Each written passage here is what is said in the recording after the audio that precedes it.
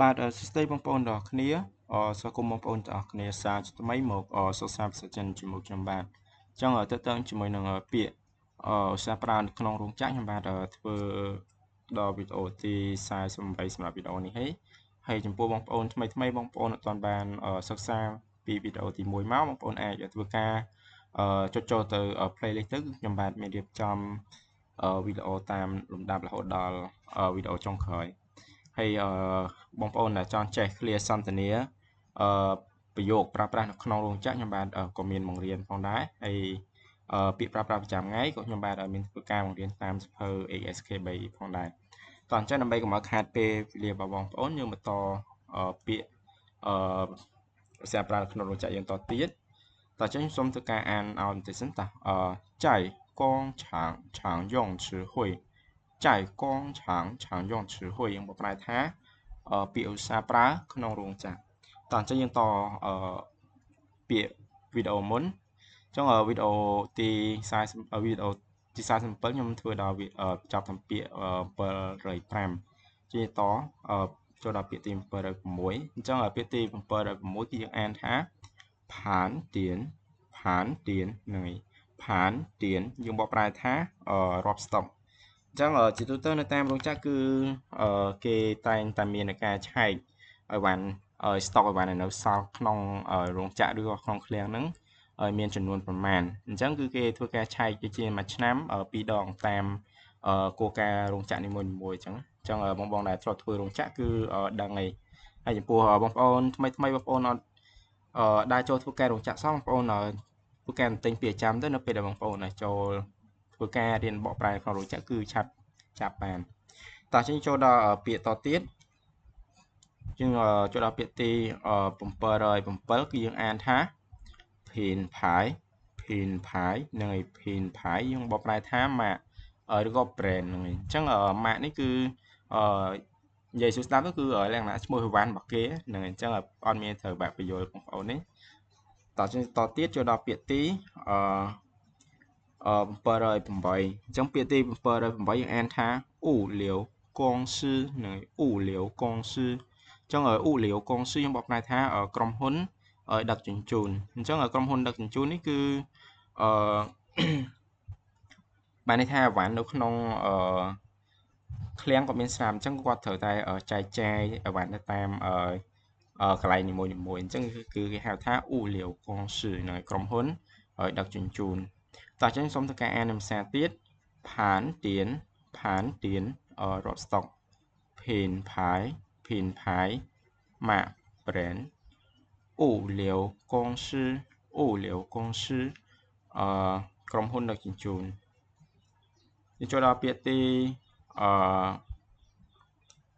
709ពាក្យទី709យើងអានថាទីស៊ីននឹងទីស៊ីនយើងបកប្រែថាប្រាក់ខែគោលអញ្ចឹងប្រាក់ខែគោលគឺនៅតាមរោងចក្រគឺគេមានប្រាក់ខែគោលនិងប្រាក់ជំនាញផ្សេងប៉ុន្តែប្រាក់ខែគោលនេះគឺគេគិតតែតាមក្រសួងឧទាហរណ៍ថាជាទូទៅបងប្អូនកម្មករគឺគេឲ្យតាមការរោងចក្រគេឲ្យប្រាក់ខែតាមក្រសួងដូចជា210ហ្នឹងអញ្ចឹងគឺយើង210ហ្នឹងគេហៅថាប្រាក់ខែគោលប៉ុន្តែប្រាក់ឯបុកផ្សេងទៀតអាហ្នឹងគឺបុកថែមពីលើប្រាក់ខែគោលហ្នឹងអញ្ចឹងទីស៊ីនខ្ញុំបកប្រែថាប្រាក់ខែគោលតោះចូលដល់ពាក្យទី710ហ្នឹងអញ្ចឹង710យើងអានថាជីនឹងកងជឺជីនឹងកងជឺអញ្ចឹងពាក្យជីនឹងកងជឺយើងបកប្រែថាប្រាក់ជំនាញហ្នឹងឯងអញ្ចឹងជាទូទៅនៅតាមរោងចក្រគឺប្រាក់ខែគឺអត់ដូចគ្នាគឺបងដែលមានជំនាញដែលថាគាត់ធ្វើនៅនឹងយូរគាត់ចេះជំនាញច្រើនគឺគាត់ទទួលបានប្រាក់បន្ថែមពីលើប្រាក់ខែគោលឬក៏មួយទៀតគឺនិយាយថាលុយបោកហ្នឹងឯងអញ្ចឹងគឺជីនឹងកងជឺយើងបកប្រែថាប្រាក់ជំនាញចូលដល់ពាក្យទី711យើងអានថាពូជុហ្វៃហ្នឹងឯងពូជុហ្វៃយើងបកប្រែថាប្រាក់ឧបត្ថម្ភហ្នឹងមានន័យថាប្រាក់ជួយបន្ថែមពីលើអីមួយអញ្ចឹងហ្នឹងឯងអញ្ចឹងយើងអានថាពូជុហ្វៃប្រាក់ឧបត្ថម្ភតោះអញ្ចឹងសូមធ្វើការអានភាសាទៀតទីស៊ីនប្រាក់ខែគោលជីនឹងកងជឺ ប្រាក់ជំនាញពូជុហ្វៃប្រាក់ឧបត្ថម្ភចូលដល់ពាក្យទី712គឺយើងអានថាឈឿនឈីនចាំងឈឿនឈីនចាំងហ្នឹងហើយអញ្ចឹងឲ្យពាក្យឈឿនយើងអានមកឬមកនេះ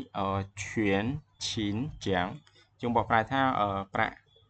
ទៀងទាត់ហ្នឹងហើយយើងនិយាយស្ដាប់ឲ្យលុយរង្វាន់ទៀងទាត់ហ្នឹងអញ្ចឹងជាទូទៅនៅតាមរោងចក្រគឺកាលណាកម្មករគាត់ធ្វើការឧទាហរណ៍ថាមួយខែពេញគាត់ធ្វើរហូតហើយអត់មកអត់ដែលយឺតម៉ោងបានន័យថាគាត់មកឧទាហរណ៍ថាចូលម៉ោង7តែគាត់មកដល់មុនម៉ោង7ឬក៏ចេញម៉ោង4ឧទាហរណ៍ចេញម៉ោង4ប៉ុន្តែគាត់ scan លើសម៉ោង4តិចតួចប៉ុន្តែករណីអត់អាច scan ម៉ោង3យើងមកដល់លឿនប៉ុន្តែយើងចេញមុនម៉ោងក៏អត់បានในរោងចក្រខ្លះគឺអត់ឲ្យទេអញ្ចឹងឈៀនជាងហ្នឹងគឺប្រាក់ទៀងទាត់គឺសំដៅទៅលើយើងមកមុនម៉ោងហើយយើងចេញទៅវិញគឺយើងចេញក្រោយម៉ោងតិចតួចឬក៏ត្រឹមម៉ោងដែលគេកំណត់ហ្នឹងអញ្ចឹងនៅតាមរោងចក្រគឺរោងចក្រខ្លះគឺមានប្រាក់ហ្នឹងហើយរោងចក្រខ្លះទៀតខ្ញុំអត់ត្រូវដឹងដែរព្រោះជាក់ស្ដែងរោងចក្រដែលខ្ញុំធ្វើគឺមានតោះចេញតទៀតចូលដល់ពាក្យទី713ហ្នឹងហើយអញ្ចឹង713គឺយើងអានថាឈើពូហ្នឹងហើយអញ្ចឹងឈើពូបានន័យថាប្រាក់ថ្លៃធ្វើដំណើរហ្នឹងហើយឈើពូឈើហ្នឹងឡានពូបានន័យថាប៉ៅតែយើងបកស្រាយតាមមកបានន័យថាប្រាក់ថ្លៃធ្វើដំណើរបានន័យថាគេជួយចេញថ្លៃធ្វើដំណើរយើងអញ្ចឹងដូចជា10រៀល5-10រៀលតាមក្រុមហ៊ុនឬក៏គោលការណ៍រោងចក្ររបស់គេហ្នឹងតោះអញ្ចឹងចូលដល់ពាក្យទី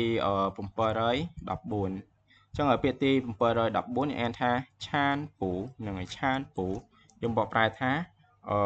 ប្រាក់ថ្លៃអាហារអញ្ចឹងគឺពាក្យប្រាក់ថ្លៃធ្វើដំណើរនឹងប្រាក់ថ្លៃអាហារគឺគេនិយាយបានច្រើនរបៀបគឺគេអាចនិយាយឆានហ្វៃពូជុហ្នឹងហើយនេះឆានហ្វៃពូជុឬក៏មួយទៀតគេនិយាយថាឈើពូនិយាយចាំទៅគេនិយាយបានច្រើនជាគេនិយាយឈើហ្វៃពូជុអញ្ចឹងមើលជាក់ស្ដែងថារោងចក្របងប្អូនអាចប្រើពាក្យណាឬក៏បងប្អូនដែលចូលសោះយើងឲ្យកត់ពាក្យយកទៅសំទិញអញ្ចឹងខ្ញុំបញ្ជាក់ម្ដងទៀតឈើពូគឺបានន័យថាប្រាក់ថ្លៃធ្វើដំណើរមួយទៀតគេអាចបងប្អូនយកបិចកត់ចូលមកគេអាចនិយាយឈើហ្វៃពូជុឬក៏មួយទៀតឆានហ្វៃពូជុហ្នឹងហើយអញ្ចឹងយើងប្រើបានដូចគ្នាតោះចឹងសូមធ្វើការអានភាសាទៀតឈៀនឈីនចាំងប្រាក់ទៀងទាត់ឈើពូប្រាក់ថ្លៃធ្វើដំណើរឆានពូប្រាក់ថ្លៃអាហារយើងចូលដល់ពាក្យទី715ហ្នឹងហើយអញ្ចឹងពាក្យទី715យើងអានថាហ្វាគ្រាន់ហ្នឹងហើយហ្វាគ្រាន់ខ្ញុំបកប្រែថាពិន័យអញ្ចឹងនៅតាមរោងចក្រក៏គេមានការពិន័យថាកាត់លុយហ្នឹងហើយតែពាក្យកាត់លុយមិនទេនិយាយខូចឈានឬក៏ខូចគ្រាន់ហ្នឹងហើយចូលដល់ពាក្យទី716អញ្ចឹងពាក្យទី716អានថាជីសျောက်ចាំងខ្ញុំបកប្រែថាប្រាក់វាយតម្លៃប្រសិទ្ធភាពការងារអញ្ចឹងប្រាក់ហ្នឹងគឺបានន័យថានៅតាមកន្លែងឬក៏តាមខ្សែបានន័យថាជាទូទៅនៅតាមរោងចក្រនីមួយៗគឺគេកំណត់ចំនួនឲ្យធ្វើក៏ប៉ុន្តែនៅពេលដែលចំនួនយើងធ្វើដល់គោលដៅក្នុងរយៈពេល1ខែពេញយើងធ្វើគ្រប់គោលដៅគោលការណ៍របស់គេគឺយើងនឹងមានទទួលបានប្រាក់រង្វាន់ហ្នឹងហើយប្រាក់វាតម្លៃប្រសិទ្ធភាពការងារហ្នឹងប្រាក់រង្វាន់ហ្នឹងគឺបានន័យថាជាទូទៅគេចែកឲ្យទៅខាងមេអញ្ចឹងមេគាត់យកទៅជប់លៀងមួយកូនចៅអីហ្នឹងគឺគេហៅថាជីសျောက်ចាំងហ្នឹងហើយបានន័យថាប្រាក់វាតម្លៃប្រសិទ្ធភាពការងារចូលដល់ពាក្យទី717គឺយើងអានថានៀនស៊ីនខ្ញុំបកប្រែថាប្រាក់បំណាច់ឆ្នាំហ្នឹងអញ្ចឹងប្រាក់បំណាច់ឆ្នាំនេះគេអត់មានធ្វើបញ្យល់ទេបងប្អូនទៅចាំទៅនៀនស៊ីននេះថាប្រាក់បំណាច់ឆ្នាំតោះអញ្ចឹងសូមធ្វើការអានភាសាទៀត715អានថាហ្វាគ្រាន់ពិន័យ716ជីសျောက်ចាំងប្រាក់វាយតម្លៃប្រសិទ្ធភាពការងារ717នៀនស៊ីនប្រាក់បំណាច់ឆ្នាំចូលដល់ពាក្យទី718អញ្ចឹងពាក្យទី718គឺយើងអានថាហឺថងជីនហ្នឹង ចឹងហឺថងជីនយើងបកប្រែថាប្រាក់លើកិច្ចសន្យាហ្នឹងហើយអាហ្នឹងបើនិយាយស្ដាប់នេះកិច្ចប្រាក់លើកុងត្រាអញ្ចឹងទូទៅនៅតាមរោងចក្រគេកំណត់ឧទាហរណ៍ថាកុងត្រាយើងកន្លះឆ្នាំឬក៏3ខែអញ្ចឹងនៅពេលដែលយើងដល់កុងត្រាហ្នឹងគេសញ្ញាតយើងគឺយើងនឹងទទួលបានលុយកុងត្រាហ្នឹងតាមប្រាក់ខែរបស់យើងអញ្ចឹងអ្នកខ្លះបានតិចអ្នកខ្លះបានច្រើនបានតាមប្រាក់ខែ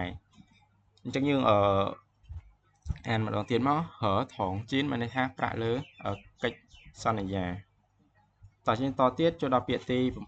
719សុងហួយើងបកប្រែថាដឹកទំនិញហ្នឹងហើយសុងហួយើងបកប្រែថាដឹកទំនិញបានន័យថាយើងដឹកឲ្យគេឬក៏គេដឹកឲ្យយើងអញ្ចឹងយើងប្រើពាក្យសុងហួហ្នឹងហើយដឹកទំនិញដឹកឬក៏មួយទៀតយើងបកប្រែថាដឹកឲ្យបានចូលដល់ពាក្យទី720ហ្នឹងហើយពាក្យទី720គឺយើងអានថាសុងហួតានយើងបកប្រែថាបងដឹកអីវ៉ាន់ហ្នឹងហើយសុងហួតានបងដឹកអីវ៉ាន់អញ្ចឹងជាទូទៅគឺយើងដឹកអីវ៉ាន់ឲ្យគេឬក៏គេដឹកអីវ៉ាន់មកកន្លែងយើងជាទូទៅគឺគេមានបើកបងហើយឧទាហរណ៍ថាអីវ៉ាន់ត្រូវចេញមកប្រមាណឬក៏អីវ៉ាន់ចូលមកប្រមាណគឺគេមានបងដើម្បីធ្វើចំនួនឲ្យដឹងថាអីវ៉ាន់ដែលកាន់ក្នុងដៃហ្នឹងមានចំនួនប៉ុន្មានតោះអូខេអញ្ចឹងចំពោះវីដេអូទី48ខ្ញុំបាទសូមធ្វើការបញ្ចប់តាមពាក្យ720ហើយនៅវីដេអូក្រោយទៀតខ្ញុំនឹងធ្វើការតពីពាក្យនឹងតទៀតអញ្ចឹងពាក្យបច្ចេកទេសនៅក្នុងរោងចក្រគឺមានច្រើនមែនទែនអញ្ចឹង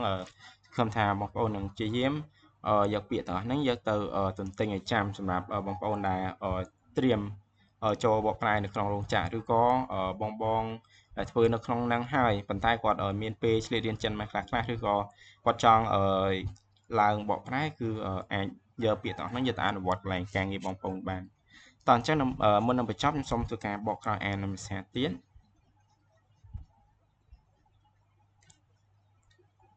តោះអញ្ចឹងពាក្យទី706គឺយើងអានថាផានទៀនរាប់ស្តុក